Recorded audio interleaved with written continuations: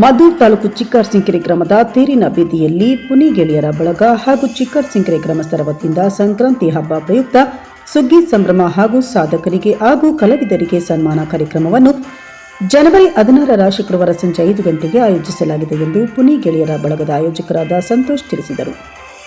ಭಾರತೀನಗರದಲ್ಲಿ ಸುದ್ದಿಗೋಷ್ಠಿ ನಡೆಸಿ ಮಾತನಾಡಿದವರು, ಸಂಕ್ರಾಂತಿ ಹಬ್ಬದ ಪ್ರಯುಕ್ತ ಆಯೋಜಿಸಲಾಗಿರುವ ಸುಗ್ಗಿ ಸಂಭ್ರಮ, ರಸಮಂಜರಿ ಕಾರ್ಯಕ್ರಮ ಮತ್ತು ಸಾಧಕರಿಗೆ ಹಾಗೂ ಕಲಾವಿದರಿಗೆ ಸನ್ಮಾನ ಸಮಾರಂಭವನ್ನು ಆಯೋಜಿಸಲಾಗಿದ್ದು, ಹೆಚ್ಚಿನ ಸಂಖ್ಯೆಯಲ್ಲಿ ಕಲಾವಿದರು ಮತ್ತು ಗ್ರಾಮಸ್ಥರು ಭಾಗವಹಿಸಬೇಕೆಂದು ಕೋರಿದರು.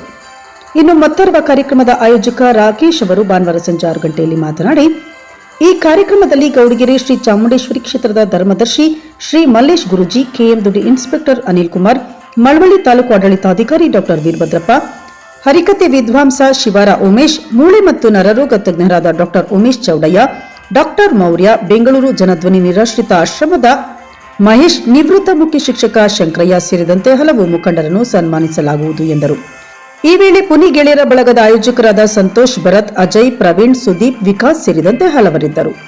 ರಾಕೇಶ್ ಅಂತ ಪುನಿ ಗೆಳೆಯರ ಬಳಗದ ವತಿಯಿಂದ ಹಾಗೂ ಮತ್ತು ಚಿಕ್ಕರಸಿಂಕೆರೆ ಗ್ರಾಮಸ್ಥರ ವತಿಯಿಂದ ರಸಮಂಜರಿ ಕಾರ್ಯಕ್ರಮ ಇಟ್ಕೊಂಡಿದ್ದೀವಿ.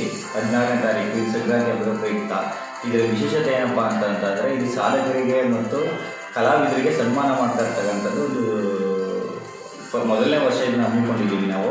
ಇದರಲ್ಲಿ ನಮ್ಮ ಸಂತೋಷ್ ಅವರು ಮತ್ತು ಬರೀತವಾಗಿ ಸುಗ್ಗಿ ಸಂಭ್ರಮ ಹಾಗೂ ರಸಮಂಜರಿ ಕಾರ್ಯಕ್ರಮ ಇಟ್ಟಿದ್ದೀವಿ.